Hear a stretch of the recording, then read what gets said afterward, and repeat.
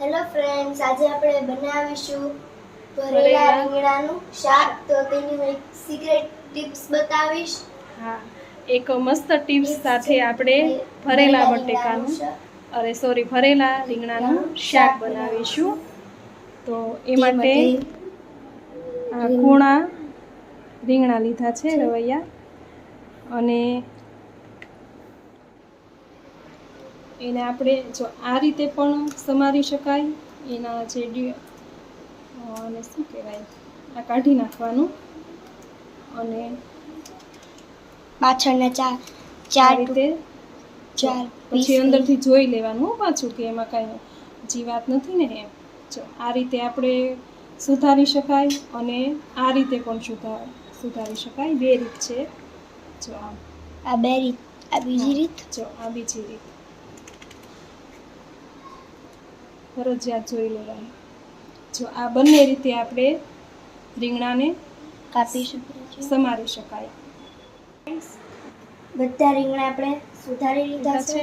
હવે આપણે તેનો મસાલો બનાવવાનો શરૂ કરીશું. ભરવાનો મસાલો બનાવીશું અને સાઈડ પર મૂકી દે. અને મસાલો બનાવવા આપણે આ રીતે મોટું વાસણ લેવાનું. અને હવે પહેલાં હું તમને સિક્રેટ ટિપ્સ બતાવું છું કે આપણે જે ચેવડો બનાવીએ છીએ અને ચેવડો જ્યારે ખલાસ થઈ જાય ત્યારે એની તળીએ જે મસાલો વધેલો હોય છે, તો આપણે ખારો લાગે એટલે આપણે ફેંકી દેતા હોઈએ છીએ. પણ આને ફેંકવાનું નહીં. આપણે આ રીંગણાના શાકમાં આપણે કરી શકીએ. કોઈ પણ આપણે ભરેલું શાક બનાવીએ ને એમાં એ જે તળીએ મસાલો વધેલો હોય ને એને ફેંકી નહીં દેવાનો. અને એ મસાલામાં આપણે બીજા બધા મસાલા ઉમેરી અને આપણે કોઈ પણ ભરેલું શાક બનાવી શકીએ છીએ. તો આ જે તળિયે મસાલો વધેલો હતો એમાં મેં થોડું ચવાણું ઉમેરી અને આ રીતે અધ કચરું વાટી લીધું છે, ખાંડી લીધું છે. તો આપણે એ લેવાનું છે. અને જો આ ન લેવું હોય તો તમે આ જે આપણે પ્લેન સેવ આવે છે, સાદી સેવ, એ પણ લઈ શકો છો. ઝીણી સેવ, મોટી સેવ, કોઈ પણ સેવ લઈ શકો છો. આની સિવાય આપણે જે સિંગદાણાનો ભૂકો, પછી લીલા ધાણા એકદમ ઝીણા સમારીને, અને ખમણેલું કોપરું, લીલું કોપરું પણ ખમણીને એમાં ઉમેરી શકાય. અને આ રીતે આપણે ભરેલા મસાલામાં આ બધી જ વસ્તુ લઈ શકાય છે. હવે બીજી સામગ્રી મસાલો ઉમેરીએ. તો આપણે લસણવાળું મરચું લેવાનું છે. તમે જો લસણ ન ખાતા હોય તો સાદું મરચું અથવા તો લીલો મસાલો પણ લઈ શકાય, થોડુંક નાખી દેવું છે. આદુ મરચી અને લસણ જે લીલું મરચું આવે એ વાટેલું એ પણ નખાય. સ્વાદ પ્રમાણે નમક. જો આપણે આમાં મીઠું હોય જ છે એટલે થોડું ઓછું મીઠું લેવાનું. બરાબર. પછી અડધી ચમચી હળદર પાવડર.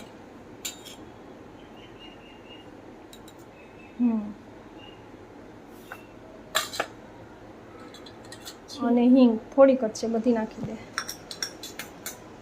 અને આપણે ધાણા જીરું પાવડર 2 ચમચી જેટલું નાખી દે. આપણે લીલા ધાણા નથી એમાં નાખેલા એટલે ધાણા જીરું પાવડર વધારે નાખવાનું. બરાબર. હવે નાખી દે એક બાજુ.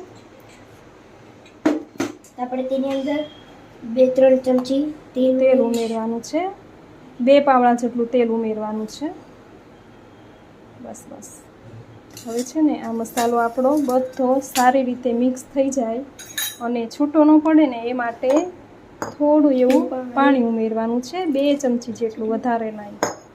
હવે આને અને થોડી ખાંડ નાખી દે. થોડી ખાંડ ઉમેરીશું કારણ કે રીંગણાનું શાક છે ને થોડુંક આપણને કડવાશ ઉપરથી લાગે, એટલે કડવું ન લાગે એ માટે આપણે થોડી આ રીતે ખાંડ ઉમેરવાની છે.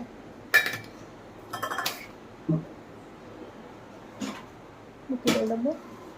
બધું બરાબર હાથેથી જ મિક્સ કરવાનું છે. જો આ રીતે. અને કદાચ આપણને પાણી ઓછું લાગે ને તો પણ ફરીથી ઉમેરી શકાય. અને આ રીતે મસાલાને મિક્સ કરી અને આપણે પહેલાં ચાખી લેવાનો.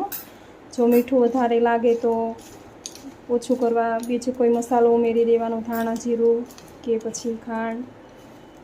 અને જે ઓછું લાગે એ થોડું ઉમેરી દેવાનું. તો આ મસાલો આપણો બની ગયો છે. રેડી છે. હવે આપણે રીંગણ ભરવાના છે. તો આ મસાલો તૈયાર છે. હવે આપણે આ રીતે રીંગણમાં ભરી લેવાનું છે. આ રીતે દાબી દેવાના રીંગણ. તો આપણે રસો કરવો હોય ને તો પાણી ઉમેરી તો છૂટું ન પડે. આ રીતે બધા રીંગણ ભરી લેવા. ફ્રેન્ડ્સ બધા રીંગણા ભરાઈ ગયા છે. અને આ થોડોક મસાલો વધ્યો હતો તે મમ્મીએ એક બટેકું સુધારી લીધું અને તે મસાલામાં ઘરમાં જે રીંગણા ન ખાતા હોય તો એના ભાણામાં આપણે બટેટાના ફોડવા નાખી દેવાના.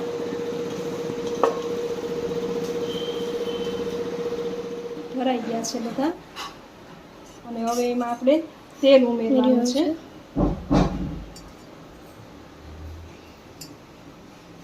તેલની બવણી ઉતરવા નાખી છે.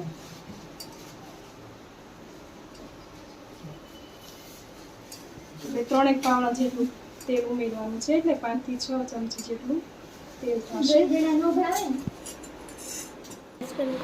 હવે ગેસ ઉપર મૂકી અને 1 મિનિટ માટે પકડવા દેવાનું છે શાકને. આપણું આ શાક કકડી ગયું છે. આપણે તેની અંદર ગરમ પાણી રેડવાનું છે રસો કરવા માટે. પાણીને છે ને થોડું ગરમ કરી નાખવાનું. જો આટલું પાણી નાખવાનું છે. આપણે જોઈ લે. વધારે રસો કરવો હોય તો થોડુંક વધારે, પણ આમાં આપણે બટેટા એક જ બટેટું છે એટલે રસો બટેટું વધારે હોય ને તો રસો આપણો બધો પોહાઈ જાય. એટલે થોડુંક પાણી વધારે નાખવું પડે. અને આપણે ખાલી રીંગણા છે એટલે આપણે વધારે પાણી નથી નાખવાનું. જેટલો રસો કરવો હોય એટલું જ નાખવાનું. હવે આપણે ઢાંકી દઈશું.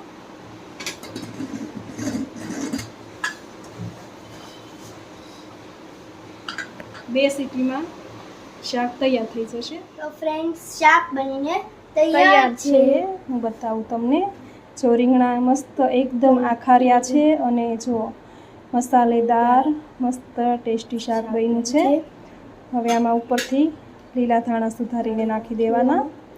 અને ખમણેલું કોપરું નાખવું હોય તો એ પણ નખાય. પણ ખમણેલું કોપરું નાખીએ ને તો કેવું થાય, આપણે આ જે તેલ છે ને એ તેલમાં એ બધું દેખાતું બંધ થઈ જાય. તો શાકનો જે દેખાવ આવે ને એ થોડોક લુક એ થઈ જાય. તો આ રીતે તેલવાળું મસાલેદાર શાક બનીને રેડી થઈ ગયું છે. જો તૈયાર તમને છે. મારો વિડિયો ગમ્યો હા. તો લાઈક કરજો, શેર કરજો અને જે તમને ટિપ્સ કીધી છે એ ફોલો જરૂરથી કરજો. કરજો. Thank you. Bye bye.